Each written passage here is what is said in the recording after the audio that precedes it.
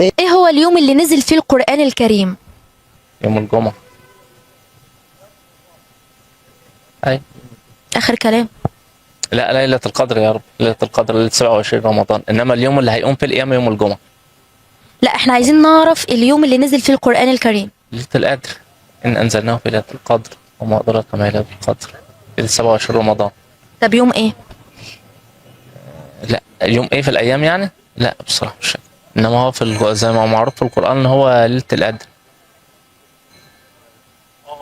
ادي لك اختيارات. ادي بس اختياراتي غلط بصراحة. ضد اختيارات غلط. لا، هدي لك اختيارات صح. اتفضل. يوم الخميس، يوم الاثنين، يوم الثلاثاء. لا، ممكن هيبقى يوم الاثنين بقى. كده اختياراتي صح ولا غلط؟ لا، لا، على أعتقد يوم الاثنين، بس هو ميلاد الرسول يوم الاثنين، يوم ولدت فيه صلى الله عليه وسلم. طب يا جماعة، اللي يعرف يكتب لنا في الكومنتات تحت. في سورة ما ينفعش انك انت تصلي بدونها، الصلاة ما بتجص خالص، ايه هي؟ الإخلاص. لا. الزلزلة. لا، سورة ثابتة على طول في كل صلوات حياتك، السورة دي لازم تتقال في الأول. لا، ما اعرفهاش. سورة الكهف. صورة صغيرة ثابتة دايما بتتقال على طول في كل حاجة. سورة الناس. فكري. سورة الإخلاص. لا. الناس. لا. سورة البقرة. يا جماعة، اللي يعرف الإجابة يقول لنا في الكومنتات تحت. صورة لازم تتقال في كل ركعة والصلاة مش بتنفع من غيرها. سورة الإخلاص طبعا. فتح. صورة لازم تتقال في كل ركعة من الصلوات، ولا يصح الصلاة بدونها. سورة الفاتحة يعني. سورة الفاتحة. عايز أسألك سؤال. أنا مش متعلم.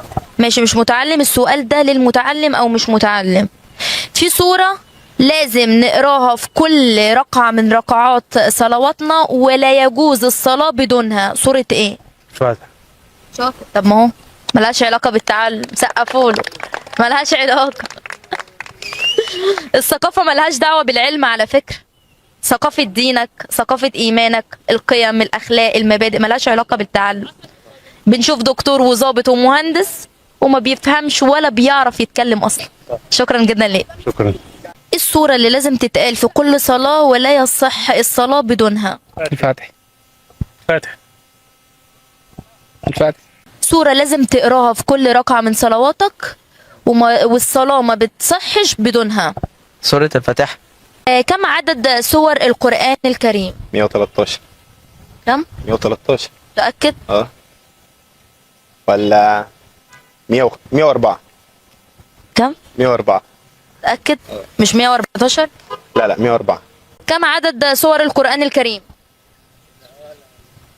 ده لي أنا. يا نهار أبيض.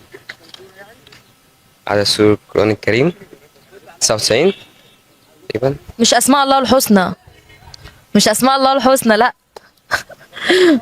عدد سور القرآن الكريم. ما أعرفش. عادي، فكر عادي. حاجة سهلة على فكرة، معلومات عامة المفروض. مش عارفها بصراحة. أكذب. مش عارفها خالص خالص. طب كم عدد أركان الإسلام؟ 4. أركان الإسلام. أركان الإسلام 8. طب ماشي، ممكن نقولهم مع بعض؟ أركان الإسلام الزكاة والصوم والصلاة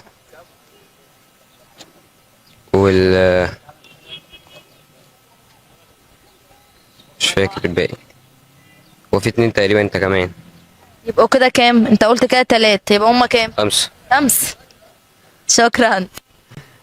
يا جماعة، اللي يعرف يقول لنا في الكومنتات كم عدد سور في القرآن وكم هي أركان الإسلام.